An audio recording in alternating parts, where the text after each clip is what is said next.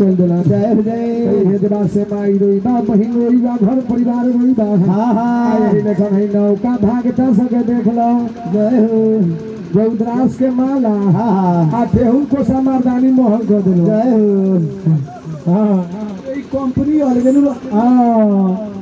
जब आइए कह दे जब पूजा करे के मानू तो तू हाथ छोड़ के तुरंत देंगे ना तू जय हो अच्छा नहीं था आए से 3 गो फायदा हुआ कौन कौन हो फायदा नंबर 1 जब मारा मारी करवा नो अच्छा तो सरियावे के ना तो देंगे कि फिर दौड़ बताई उठ के सफाई हो अपने खेल के ऊपर ले जय हो ना दूसरा फायदा हो वो दे ना कि जो आइता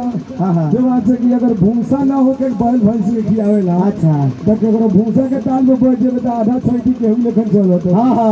दोनों सोटिए की जय हो तीसरा फायदा अगर सबसे सफर रहती हो जाए कैसा फायदा हो तो मान जाल के बकरी के जोर जरूर हो जाए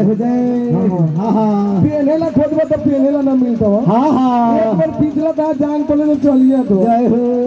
एक डिमांड बढ़ा दिलो भट्टा से जाने जाने भाई अच्छा सफर 10 से 20 रुपया के कमी बेसी लगे उनको सब मिले ये तकादा भाई काहे आज बात से घर परिवार के सब लोग लोई आता खराना दिनन के उन कर मोहिया रोइया पाराना के रो ले बहिनिया ए खराना दिनन के उन कर मोहिया रोइया पाराना के रो ले बहिनिया बउआ खराना के दिन उन कर मोहिया रो ले पाराना के रो ले बहिनिया बउआ खराना के दिन हुन कर मैया रोवाले पारहना के रोवाले बहेनिया फगुआ के दिन दूल्हा हिनिया रोवाले मोही जान हो गेल भगतिया फगुआ के दिन दूल्हा हिनिया रोवाले पियावा हो गेल भगतिया भोले भागती अरे बाबू पियावा हो गेल भागतिया पियावा भोले भागती अरे बाबू पियावा हो गेल भागतिया भगुआ के दिन धर बेंदर बहुरो हले पियावा भोले बैरागिया भगवा के दिन है धोरे कर बहुत रोहाले पियावा हो गेल पैरागिया पियावा भरिले भगतिया हो सीताराम पियावा भरिले भगतिया पियावा भरिले भगतिया हो सीताराम पियावा हो गेल भगतिया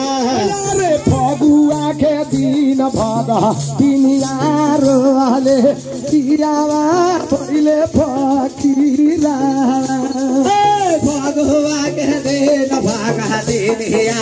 रोले पियावा हो गेल फकीरा काहे लागी हुनकर मैया रोइया काहे लागी ले बहिनिया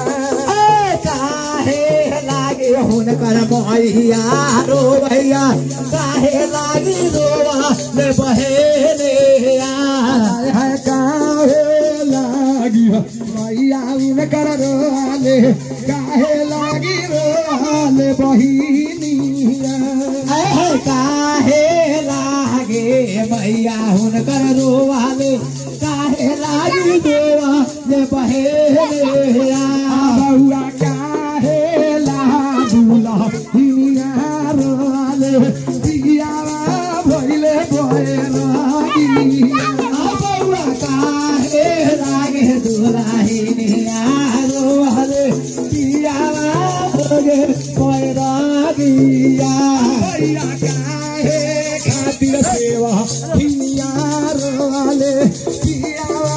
भइले बैरागिया बउआ काहे